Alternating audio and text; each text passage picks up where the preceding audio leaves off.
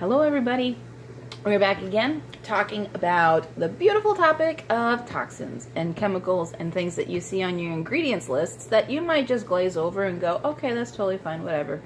And you don't really stop and think about what does that actually mean for you and your body when you're smothering it all over you. So that's what we're going to talk about.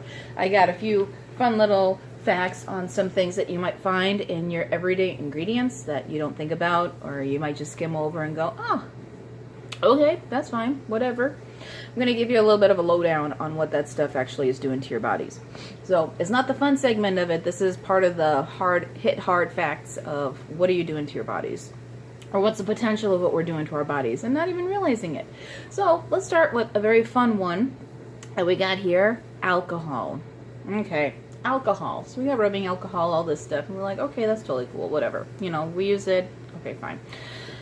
Recent studies show that the ingredient alcohol may increase the risk of throat and oral tongue cancer. And you find this in your mouthwash, primarily in your mouthwash.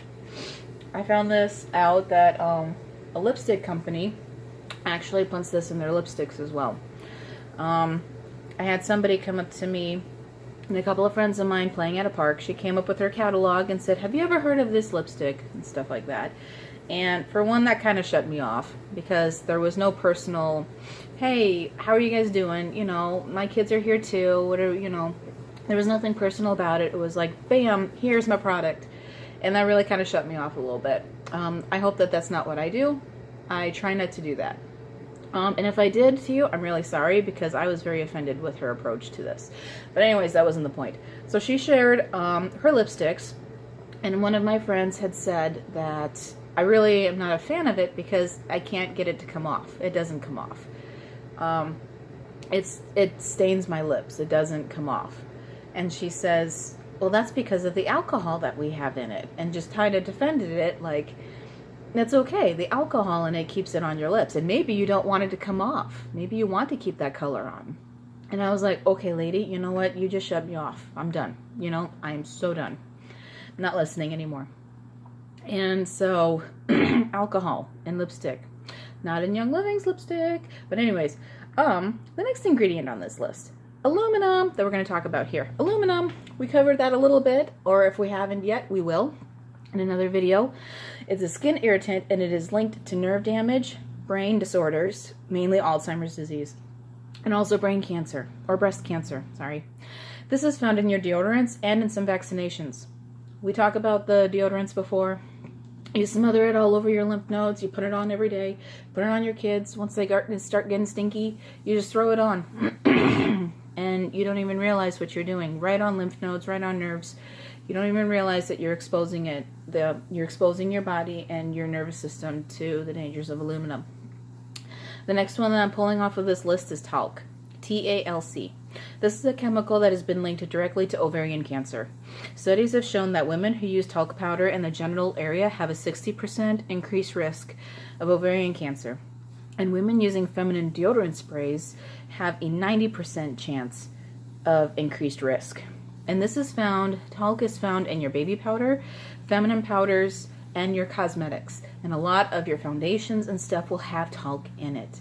And we smother that on, thinking that we look oh so pretty on the inside, and we are causing more damage or potential for damage on our insides than we ever realize. The next one I'm going to come, the next one here that I'm going to pull off of my list that I've got is one that we glaze over and we think nothing of it. It's called fragrance. We see this in our list, fragrance. Short-term toxicity can include coughing, skin irritation, rash, wheezing, headaches, nausea, vomiting, and irritability. And the majority of the things on this list, when it happens to us on a day-to-day basis, once in a while we think, okay, it's nothing, it's everyday life. We think of it as normal. We were not made to think that being irritable and having headaches was a normal part of life. Long-term toxicity can include cancer, lung disease, heart disease, and reproductive disorders. Up to 95% of fragrance is derived from petroleum. And this stuff is found in scented candles, perfumes, lotions, fragrance oils, body sprays, shampoo, conditioner, hairsprays, and so much more. so much more stuff. Fragrance is everywhere. And it's very vague. You don't know what the fragrance is. You don't really know what it's made of. You don't know where it came from. It is extremely vague. description of that. You just don't know. Next thing I'm going to talk about here is formaldehyde that I have in my list. This is a known carcinogen and recognized as such by the Cancer Institute. Exposure can cause eye irritation, asthmatic response, skin irritation, headaches, and nausea. Long-term effects can include cancer and possibly leukemia. Although products generally contain small amounts, when this chemical is used in many common everyday household items, in addition to being present in our wood, sheetrock, and furniture, our exposures add up. Just adds up, adds up, adds up.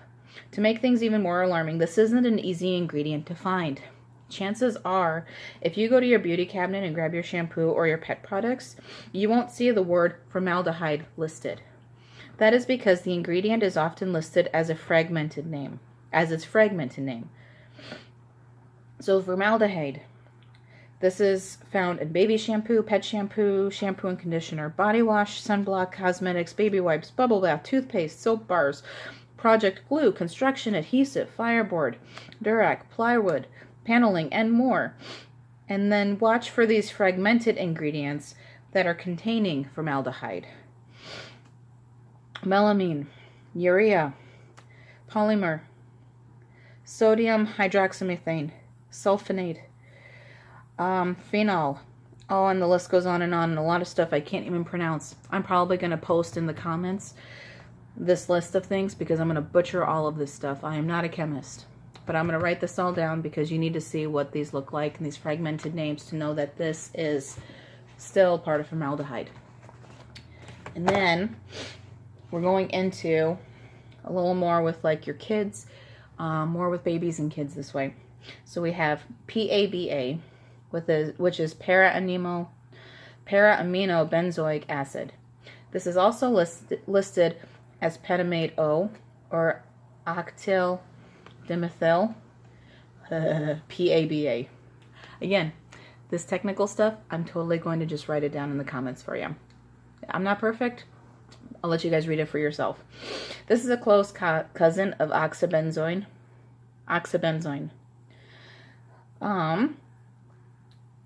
PABA, when it's broken down by UV rays, can release free radicals which can cause damage to your DNA. And this is found in your sunscreen. And then mineral oil is another beautiful one. Taken internally, it can block the absorption of key essential nutrients and vitamins. This is found in your petroleum jelly, baby shampoos, baby lotions, and baby oil. So just a rough list. Obviously, there's way more here that I can talk about, but a rough list for you. I'm going to come back with some more encouraging news for you guys, but just to give you a little heads up on those toxins.